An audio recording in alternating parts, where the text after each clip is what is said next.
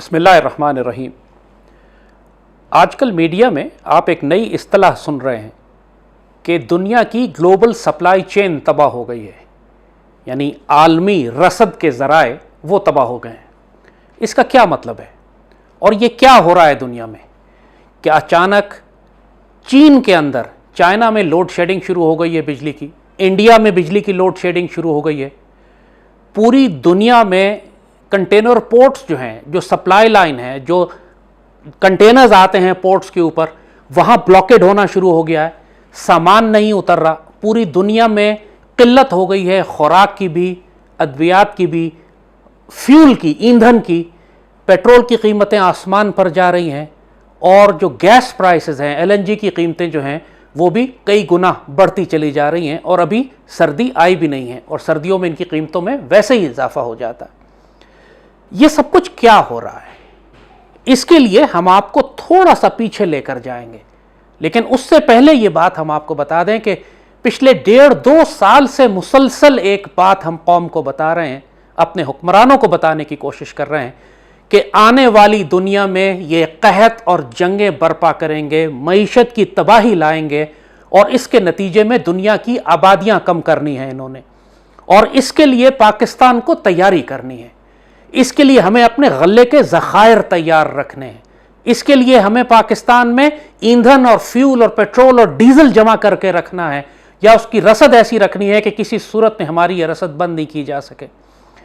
लेकिन ना हमारी हुकूमत ने इस पर कोई तवज्जो दी, ना कौम को कोई फिक्र है, ना अशराफिया या मीडिया को इस बात का कोई अंदाज़ा है कि कितने बड़े बड़े ख़तरात हमारे सरों पर मंडला रहे हैं। हम हमेशा जब भी हमारी गल्ले की फसल होती है, हम अपनी गंदम एक्सपोर्ट कर देते हैं, फिर कुछ अरसे के बाद उसको इंपोर्ट कर रहे होते हैं जाहिलों और बेगैरतों की तरह। जब चावल अल्लाह हमें सरप्लस देता है तो हम चावल पूरा का पूरा उठा के एक्सपोर्ट कर देते हैं। हालांकि अब पूरी दुनिया में इस वक्त कहत बर्पा होने जा रहा है। हर मुल्क, पूरी दुनिया में क्रॉप फेलियर्स हैं, चाहे अमेरिका हो, वेनेजुएला हो, ब्राज़ील हो, बड़े बड़े ममालिक जो गल्ला पैदा किया करते थे, सोयाबीन पैदा करते थे, वो सब तबाही के दहाने पर पहुंच चुके हैं। तो ये सब कुछ हो क्या रहा है, हम थोड़ा सा आपको पीछे लेके जाएंगे लॉकडाउन स्ट्रैटेजी की तरफ। जब इन्होंने लॉकडाउन लगाना शुरू किया, उस वक्त हमने ये बात बताई थी आपको कि इनका मकसद मिडिल क्लास को तबाह करना है, दुनिया की मईशतों को तबाह करना है। जो दुनिया के आला तरीन 0.01% इसकी जो आला तरीन बिलियनर्स हैं, वो तो अमीर कबीर ट्रिलियनर होते चले गए, लेकिन वो तमाम लोग जो नौकरी पेशा थे, वो तमाम लोग जो छोटा कारोबार करते थे, दुकानें चलाते थे, वो तमाम लोग जो मिडिल क्लास या लोअर मिडिल क्लास से जिनका ताल्लुक था, पूरी दुनिया में इनकी तबाही बर्पा हो गई। खुद पाकिस्तान में कोई 2 करोड़ से ज़ायद लोग बेरोजगार हुए। दुनिया में एक ही स्ट्रैटेजी थी, इस हुकूमत को भी वही स्ट्रैटेजी दी गई, जो कुछ उनको रॉथस्चाइल्ड और रॉकफेलर ने कहा इन्होंने कर दिया। इस लॉकडाउन के नतीजे में पूरी दुनिया में पहले तबाही बर्पा हुई, कारोबार ख़त्म हो गया, फसलें ख़त्म हो गई, क्योंकि फसलों को लेकर लॉकडाउन लगे हुए थे, लिहाजा फसलें जो थी वो मार्केट में और बाज़ारों में, मंडियों में नहीं लाई जा सकी। तो पूरी दुनिया में वैसे ही कहत बर्पा हो रहा था, सप्लाई चेन डिस्टर्ब हो रही थी। आपने देखा पाकिस्तान में तालीमी निज़ाम पिछले 1.5 साल हो गए, बच्चों को तबाह बर्बाद करके रख दिया, पूरे मुल्क को जहल नस्ल हमारी 1.5 साल में कोई स्कूल तालीमी निज़ाम नहीं हो सका। इसी तरीके से मसाजिद और हज को बंद किया गया। ये इनके सारे ऑब्जेक्टिव्स थे लॉकडाउन स्ट्रैटेजी के नतीजे में। इसके बाद इन्होंने अगला स्टेप जो किया वो ये कि आप जहरीले टीके लगाएं, अगर आप ये नहीं लगवाएंगे तो हम आपको ना स्कूल आने देंगे, ना कारोबार करने देंगे, ना दफ्तर में जाने देंगे, आप ना हवाई जहाज़ में सफ़र कर सकेंगे, ना आप ट्रेन में बैठ सकेंगे, ना आप अपने दफ्तरों में आ सकते हैं, ना आप किसी किस्म की कोई सरकारी सहूलत इस्तेमाल कर सकते हैं। ये पूरी दुनिया में हो रहा है, पाकिस्तान में भी हो रहा है। तो इस सारी सूरत हाल में पूरी दुनिया में काम रुक गया। पूरी दुनिया में, जैसे कहा कि जब हर जगह काम रुक गया, तो वो तमाम बड़े बड़े कंटेनर शिप्स जिनका काम ये था कि माल एक बंदरगाह से उठाकर दूसरी बंदरगाह तक पहुंचाते थे, उनके पास स्टाफ नहीं थे काम करने वाले, जगह जगह हड़तालें बर्पा हो गई, जगह जगह कहत आना शुरू हो गया, जगह जगह हुकूमतों में तसादुम शुरू हो गया। पूरी दुनिया में आप देख रहे हैं, जिस तरह ऑस्ट्रेलिया की मिसाल आपके सामने है, मुसलसल ऑस्ट्रेलिया में तसादुम हो रहा है लोगों का हुकूमतों के साथ, कनाडा में, इटली में, यूरोप में, इंग्लैंड के अंदर इन्होंने ब्रेक्सिट का ड्रामा किया, लेकिन असल में वो यही बात थी कि हज़ारों, इन्होंने 50-60 हज़ार के करीब ड्राइवर बाहर निकाल दिए, वहाँ कहत बर्पा हो गया, लोग कम हो गए, सिर्फ ड्राइवर ही नहीं बल्कि सारे वो लोग के जो पोर्ट्स के सी पोर्ट्स पे काम करते थे, सप्लाई चेन कंट्रोल करते थे, वो सब सारा काम रोक दिया। ये सब कुछ जो इन्होंने शुरू में लॉकडाउन लगाया, उसके नतीजे में जो डोमिनो इफेक्ट पैदा होना शुरू हुआ, आज उसका ये हाल हो गया है कि चाइना की बंदरगाहों के ऊपर हजारों लाखों कंटेनर खड़े हुए हैं और उनको कोई जहाज़ों में भरने वाला नहीं है। जो जहाज़ों में भरे जा चुके हैं वो अमेरिका की बंदरगाह के बाहर खड़े हुए हैं, 2-2 महीने का वेट है उनका, वेटिंग पीरियड, 2 महीने के बाद ये जाके कहीं अनलोड होंगे। अब जाहिर है कि जब ये सारे कंटेनर्स, चाहे जिसमें फ्यूल भरा हो, चाहे उसमें कंटेनर्स हों, सप्लाईज हों, तेल हो, गैस हो, जब वो खड़े हुए हैं समुद्र में, तो बाकी जगहों पे जहां उनकी ज़रूरत थी वहां किल्लत पैदा हो गई। लिहाजा सप्लाई चेन फिर यहां डिस्टर्ब होना शुरू हो, क्योंकि एक कुछ महदूद कंटेनर्स हैं जिन्होंने यहां से सामान यहां पहुंचाना है, फिर वहां से आगे पहुंचाना है। अगर इस समुद्र में खड़ा हुआ है तो जाहिर है कि हर तरफ सामान की किल्लत होना शुरू हो जाएगी। और इसीलिए वो तमाम ममालिक जो कोयला अपना इस्तेमाल करते थे, चीन में और इंडिया के अंदर कोयले से बहुत बड़ी बिजली पैदा होती है, वहां कहत और किल्लत पैदा होनी शुरू हो गई। पूरी दुनिया का निज़ाम इन्होंने दरहम भरम करके रख दिया। इसके नतीजे में क्या होगा? वो होगा कि जो आपने लेबनान में अभी देखा। लेबनान पिछले हफ्ते बिल्कुल अंधेरे में चला गया क्योंकि उनके पास फ्यूल नहीं था, पेट्रोल या फ्यूल ऐसा नहीं था कि जिससे बिजली बना सकते। जब पूरा मुल्क अंधेरे में चला गया तो जाहिर है फिर एक गम, गुस्सा और एक फ्रस्ट्रेशन और एक एंगर हुकूमत के खिलाफ, जो आपने देखा कि चंद रोज पहले इतनी जोर से फटा के पूरा लेबनान खाना जंगी के दहाने पर पहुंच चुका। एक तरफ उसकी फौज है, एक तरफ मलेशिया ग्रुप्स हैं, वहां वैसे ही कई तरह के मलेशिया ग्रुप्स थे, हिजबुल्लाह भी थी और बहुत सारे ग्रुप्स भी थे। वो सब के सब आपस में मुतसादिम हो गए, और सिर्फ इसलिए कि आपने ग्लोबल सप्लाई चेन डिस्टर्ब कर दी, आपने वहां गल्ले का, बिजली का, पानी का बहरान पैदा कर दिया, गैस का बहरान पैदा कर दिया, और वो गुस्सा जब फटता है पूरा मुल्क अपने साथ लेकर उसको आतिशफिशां बना देता है। यही सब कुछ ये पूरी दुनिया में कर रहे हैं। जैसे हमने ये बात कही कि इनफरादी तौर पर भी और इज्तिमाई तौर पर बहैसियत एक कौम के पाकिस्तानियों को इसकी तैयारी करनी थी। बहुत तवील अरसे से हम आपको बार बार नसीहत कर रहे हैं कि अपने पास गंदम का, खुराक का 1 साल का ज़ख़ीरा रखिए। हमारे गांव देहात में लोग आम करते हैं, कोई नई बात नहीं कर रहा मैं। ये शहरी इलाकों के लोग हैं जो बेवकूफ़ हैं, हर रोज़ जाके सुपरमार्केट से ख़रीदारी करते हैं। गाँव देहात के लोग तो हर साल जब गंदम की फसल होती है 1 साल के दाने अपने घर में रोक रख लेते हैं। उनके पास अपनी गाय होती है, अपनी बकरी, अपनी मुर्गी, अपनी चीज़, अपना गंदम, अपनी फसल, अपनी सब्जी। सादगी में गांव वाले हमारे गुजारा करते हैं बगैर बिजली पानी गैस के भी, और अल्लाह के फजल से कोई भूखा नहीं मरता। मसला शहर वालों को आएगा, क्योंकि जिनके पास ना अपनी बकरी है, ना गाय है, ना मुर्गी है, ना सब्जी है, ना फल है, ना उन्होंने अपने गंदाने रखे हुए हैं अपने घर में, और हर चीज़ वो बाज़ार से ख़रीद के लाते हैं। और जब ये ग्लोबल सप्लाई चेन डिस्टर्ब होती है तो सबसे ज़्यादा शहरी आबादी के लोग हलाक और मारे जाते हैं। और यही आप यूरोप में देख रहे हैं कि कुत्तों की तरह लड़ रहे हैं टॉयलेट पेपर के ऊपर और एक कॉर्नफ्लेक्स के डब्बे के ऊपर और दूध के डब्बे के ऊपर, क्योंकि पूरी दुनिया में ग्लोबल सप्लाई चेन इन्होंने अब तबाह कर दी। एक जगह से दूसरी जगह माल नहीं पहुंच रहा है, महीनों के बाद पहुंच रहा है।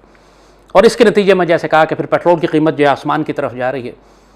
ये महंगाई जो पाकिस्तान में आप देख रहे हैं ये पूरी दुनिया में आ रही है, लाई जा रही है। हुकूमत की पॉलिसीज़ भी गलत हैं, इसमें कोई शुबा नहीं। लोगों को जो कुछ अपने पास गल्ले और खुराक थी वो एक्सपोर्ट कर दिया करते थे, ये लिहाजा अब भूखे मर रहे हैं। जो गोदामों में रखी हुई थी वो जरदारी और मुराद अली शाह जैसे माफियाज उनको निकाल के उनकी जगह रेत की बोरियां भर देते हैं, गंदम चोरी कर लेते हैं। ये बड़े बड़े स्कैंडल हैं इस मुल्क के अंदर। ये नहीं कि अल्लाह ने हमें गंदम दी नहीं है। और फिर ये कि अफगानिस्तान हमारे साथ वाबस्ता है। पाकिस्तान की 22 करोड़ की आबादी है, वो कोई 1.5 करोड़ की आबादी है। अफगानिस्तान अपनी खुराक का सिर्फ 12 या 15% गल्ला पैदा करता है, 80% गल्ला वो पाकिस्तान से लेता है। तो आप 22 करोड़ नहीं हैं, आप 24-25 करोड़ हैं। आपको अफगानिस्तान को भी फीड करना है, चाहें या ना चाहें। आप कानूनी तौर पे नहीं भेजेंगे, स्मगल होकर जाएगा, लोग भूखे तो नहीं मर सकते वहाँ। और ये काम पिछले 40-50 साल से चल रहा है इसी तरीके से। लिहाजा उसको आपको एकोमोडेट करना है, एडजस्ट करना है अपने साथ, अपने गले के ज़खायर को। तो जो बात हमने कही थी पहले, जब भी हमने आप लोगों से कहा था कि अपने लिए सोलर सिस्टम्स लगवाइए अपने घरों के ऊपर क्योंकि बिजली चली जाएगी। हमने कहा था अपने घरों में हैंड पंप्स लगवाइए पानी के, क्योंकि आप बिजली चली जाएगी तो पानी का मसला भी साथ होगा। हमने आपसे कहा था सर्वाइवल बैग्स बनाइए और अपने आप को इस तरीके से ज़िंदगी गुजारने का आदी बनाइए कि जदीद सहूलतों के बगैर भी आप जिंदा रह सकें। गंदम होती है तो साल के दाने और चावल ख़रीद के अपने घर में रख लीजिए, सादा खाना खाएं लेकिन कम अज़ कम आपके पास गुजारा करने के लिए तो होगा। और कौमी सतह पर भी ये बात कही थी हुकूमत से। आप बात कर रहे हैं कि हम बाहर से oil and gas, petrol Pakistan का सारा समुंदर के रास्ते आता है, हमारी LNG सारी समुंदर के रास्ते आती है, लेकिन जब अवेलेबल ही नहीं है मार्केट में, पूरी दुनिया के बड़े बड़े मुल्क खरीद के ले जा चुके हैं, तो आपको कहाँ से मिलेगी? मिलेगी भी तो 10 गुना ज़्यादा कीमत के ऊपर। और यही हो रहा है इस वक्त आज पाकिस्तान के साथ। और अभी तो सर्दियां भी नहीं शुरू हुई। मैं साफ हुकूमत पाकिस्तान को एक फिर नसीहत कर रहा हूं, हमने 100 दफ़ा पहले भी कहा है, आप ईरान के रास्ते अपनी पेट्रोल की सप्लाई लाइन खोलें, ट्रकों के जरिए। ईरान के पास पेट्रोल है बेचने के लिए, इसके लिए आपको कोई कंटेनर शिप्स नहीं चाहिए, कोई बहरी जहाज़ नहीं चाहिए। ऑलरेडी बलूचिस्तान में ईरान का स्मगल पेट्रोल बिक रहा होता है, इसको ऑर्गेनाइज कर दें। आप रियासत के तौर पर नहीं कर सकते, आप लोकल मकामी कारोबारी हजरात को इजाज़त दे दें, स्मगलरों को इजाज़त दे दें कि यार तुम लाओ पेट्रोल बेचो, कम से कम मुल्क की ज़रूरियात तो पूरी होंगी। क्योंकि इस वक्त आपके पास पेट्रोल आएगा ही नहीं बाहर। सऊदी अरब जितना मर्जी क्रेडिट लाइन आपको देता रहे, जब टैंकर है ही नहीं दुनिया में इस वक्त आपको अनलोड करने के लिए, तो एलएनजी है ही नहीं टैंकर्स, तो आप कैसे अनलोड करेंगे और मिलेंगे और लेके कैसे आएंगे पाकिस्तान में। नतीजतन पूरे पाकिस्तान में जैसे पिछले साल आपने देखा था कि लाहौर की बड़ी बड़ी आबादियां 10-10 करोड़ के घर हैं, लेकिन लकड़ी पर जला के खाना पकाने की कोशिश कर रहे हैं, चूंकि गैस नहीं है। मुल्क के अंदर गैस की लोड शेडिंग, पाकिस्तान के अंदर जो गैस के ज़खायर थे उनको हमने इस्तेमाल नहीं किया, ज्यादती करके इस्तेमाल किया, मिस यूज किया, प्रॉपर नए ज़खायर नहीं तलाश किए, जो किए उनको निकाले। जानबूझकर ये स्ट्रैटेजी मुल्क के अंदर भी और आलमी तौर पर भी बनाई गई कि दुनिया में, मुल्कों में, खास तौर पर पाकिस्तान के अंदर भी पेट्रोल का और गैस का कहत पैदा किया जाए। पाकिस्तान को हर हाल में अपनी पेट्रोल और फ्यूल की ऑल्टरनेट सप्लाई लाइन खोलनी है। हमें एडवांटेज है कि ईरान के साथ हमारा बॉर्डर मिलता है ऑन ग्राउंड, हमें कोई बहरी जहाज की ज़रूरत ही नहीं है, टैंकर्स की ज़रूरत ही नहीं है, हमारे लिए ट्रक्स काफ़ी हैं इस फ्यूल को पाकिस्तान में लाने के लिए। ईरान से मुआहदा करें, ईरान के पास सरप्लस पेट्रोल पड़ा हुआ है, गैस पड़ी हुई है सरप्लस बहुत, लेकर आए पाकिस्तान में। क्योंकि हमारी जो बड़ी ऑयल मार्केटिंग कंपनीज हैं, जो शेल है, जो टोटल है, जो दूसरे जो फॉरेन मल्टी, ये इजाज़त नहीं देती, इस बात हंगामा करती है, इनके ताल्लुकात हैं हुकूमत में कि जी हम ही लेंगे, अगर ईरान से पेट्रोल आना शुरू हो गया तो इनके प्रॉफिट्स कम होंगे, इनके मार्जिन कम होंगे। दूसरी जानिब इन कंपनियों की जो जिम्मेदारी है कि मुल्क के अंदर रिजर्व रखें पेट्रोल, ये उतना रखते भी नहीं है। पाकिस्तान स्टेट ऑयल करप्शन की इतनी ज्यादा उसके अंदर, इतनी ज्यादा तबाह बर्बाद उसको कर दिया है कि ना उसके पास स्ट्रेटेजिक रिजर्व है, और ये हर हफ्ते जब तक शिप ना आए इनके पास सप्लाईज नहीं होती, अपना कोई रिजर्व नहीं रखा हुआ मुल्क में इन्होंने। सब कुछ बैडली मैनेज्ड है, इंटरनल करप्शन भी है, मिसमैनेजमेंट भी है, और ग्लोबल सप्लाई चेन डिस्ट्रप्शन भी है।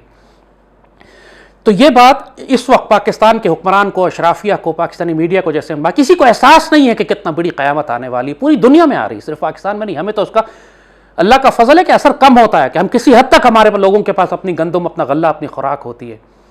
आपने ऑस्ट्रेलिया की मिसाल देखी, वहां पे जब पूरी सप्लाई चेन डिस्टर्ब कर दी उन्होंने, नतीजा ये है कि वहां बराह रास्त ऑस्ट्रेलिया में मार्शल लॉ तकरीबन लग चुका, एक इलाके से दूसरे इलाके में आप नहीं जा सकते। इस तरह पुलिस वहां पे लोगों को मारती है कि जैसे अस्तगफिरुल्लाह कश्मीर लगता है कश्मीर है, भारतीय फौज कश्मीरियों को मार रही है, ये ऑस्ट्रेलियन पुलिस अपने अवाम को मार रही है, क्योंकि लोग तंग आ गए। पूरे यूरोप में जैसे कहा ट्रकर्स की हड़ताल है, सामान पूरी यूरोप में सप्लाई लाइन जगह जगह रुकी हुई है इन्होंने। अब जाहिर है यूरोप एक दूसरे पर डिपेंड करता था, अब रूस की गैस सप्लाई लाइन की गैस है जिसके ऊपर यूरोप चलता है, अब वो एक मसला पड़ा हुआ है उसके ऊपर कि रूस कह रहा है कि जितनी सप्लाई हम देते हैं तो मजीद नहीं दे सकते। हमारे पास ओपेक जो है वो कीमतें ऊपर रखने की खातिर मजीद सप्लाई नहीं बढ़ाना चाहता कि इससे कीमतें बहुत ऊपर जा रही हैं, ऑलरेडी $80 $90 तक जाने वाली हैं, वो सप्लाई बढ़ा देंगे तो कीमतें नीचे आ जाएंगी, वो ये नहीं करना चाहते। तो जैसे कहा ये डिलिबरेट केओस है, डिलिबरेट इम्प्लोजन ऑफ सोसाइटी है। जो इंसान जहरीले टीकों से नहीं मरेगा वो भूख और प्यास से मारा जाएगा, वो कहत से मारा जाएगा, फिर इसके नतीजे में कौमों में, मुल्कों में जंगें होंगी, वो जंगों से मारे जाएंगे। ये सब के सब एक, जिसको ये ग्लोबल रीसेट कहते हैं, जिसको ये कहते हैं न्यू वर्ल्ड ऑर्डर के क़याम से पहले जो कुछ है हमने इसको तबाह बर्बाद करना है। आलमी निज़ाम नौ, न्यू वर्ल्ड ऑर्डर, इससे पहले ग्लोबल रीसेट करना चाहते हैं, तामीर नौ जिसको कह रहे हैं, दोबारा से आगाज़ कर रहा है, असर नौ आगाज़ इस दुनिया का, जो नूह अलैहिस्सलाम के तूफ़ान के बाद हुआ था, जिस सारी दुनिया तबाह हो गई और किश्ती से लोग दोबारा शुरू हुए थे। ये कमबख्त, ये पलीत, ये शैतान, ये दज्जाली दोबारा उसी मामले को खुद नाउज़ुबिल्लाह अपने आप को खुदा समझते हैं, जिस तरह फ़िरौन अपने आप को खुदा समझता था। ये चाहते हैं कि हम दुनिया की आबादी कम करके अपने निज़ाम को खुद अपनी मर्ज़ी से तैयार करेंगे, जिसमें 7 अरब लोगों की हमें ज़रूरत नहीं है, 50-7 करोड़ लोग काफ़ी है हमारे लिए। इसमें ये हर किस्म के इंसानों को हलाक करना चाहते हैं। तो ये सब कुछ इस वक्त आपके सामने दुनिया में हो रहा है। अपने आप को तैयार करें। अल्लाह ने आपको गले के खुराक के वसाइल दिए, हमारे ज़मीन के नीचे पानी भी है, हमारे पास गैस भी है मुल्क में, और अल्लाह ने हमें हमसाए भी ऐसे दिए हैं। हम चाहें तो ईरान से फ्यूल ला सकते हैं, अगर अपना तेल नहीं निकालते, मुल्क में तेल है उसको निकालो यार, मुल्क के तेल को नहीं निकालते तो कम से कम अपने हमसाए से तुम तेल ले लो, ट्रकों के जरिए ले आओ, ताकि जो दुनिया के अंदर जो टैंकर क्राइसिस बना हुआ है, जो शिप्स लोड अनलोड नहीं हो पा रही हैं, कम से कम उसको आप बाईपास करके पाकिस्तान की दिफाई ज़रूरियात, हमारी मुल्क की ज़रूरियात आप पूरी कर सके। जैसे हुकूमत खुद नहीं कर सकती तो जैसे कहा मार्केट को इजाज़त दे दें, जिसका दिल चाहे इंपोर्ट करे ईरान से टैंकरों के जरिए फ्यूल, इसको रेगुलराइज कर लें। इस वक्त जो आदमी ईरानी पेट्रोल लेकर आता है आप उसके खिलाफ मुकदमे करते हैं, उससे लड़ते हैं। हालांकि करप्शन चल पूरे मुल्क के अंदर ईरानी पेट्रोल इस्तेमाल हो रहा है, इसको ऑर्गेनाइज कर लें, ये काम आएगा आपको। गले के ज़खायर मुल्क के अंदर रखें, इनको ज़ाया ना करें। और इंफरादी तौर पर भी हर घर अपने लिए, अगर तुम्हारे पास कैपेसिटी है, सलाहियत है, अपने पास चंद महीने के दाने कम से कम गंदम खुराक ज़ख़ीरा रख कर लो, थोड़ा सोलर पैनल्स लगा लो ताकि बिजली पानी तुम्हारे पास आता रहे। हैंडपम्प्स पूरे, अगर एक शख्स अपने घर में नहीं लगा सकता, मोहल्ले वाले मिल के लगा लो, 10 15 20 50 घर मिल के एक हैंडपम्प लगा लो ज़मीन में, ताकि कम से कम सारे घरों को पानी मिल सके। वहाँ से हर मसले का हल मौजूद है। ये फजूल बकवास ना किया करो मुझसे। जो हम कहते हैं लोगों से कि जी हैंडपम्प लगवा दो, कि जी कैसे लगवाऊँ, मैं तो किराए के घर में रहता हूँ। तुम किराए के घर में रहते हो, पूरा मोहल्ला तुम्हारा मौजूद है, 50 घर मिल के लगवा लो गली के कोने में, ताकि सबको पानी मिल जाए। हर मसले का हल किया जा सकता है। लेकिन वही बात है कि जिसके नसीब में अल्लाह ने मर्द आज़ाद की तरह, जुर्रत रिंदाना की तरह आज़ाद रहना लिखा है, वो मसलों का हल निकालेगा। जो पहले ही गुलाम, शिकस्त खुर्दा, फरेब खुर्दा है, वो हर मसले में एक और जब उसको मसला बताओ तो वो 100 मसले और खड़े कर देगा कि मैं कैसे करूँ, क्यों करूँ, कब करूँ, कैसे करूँ, कौन करके देगा। ऐसे लोगों के लिए फिर यही है कि ये दज्जाल के सबसे पहले शिकार होंगे।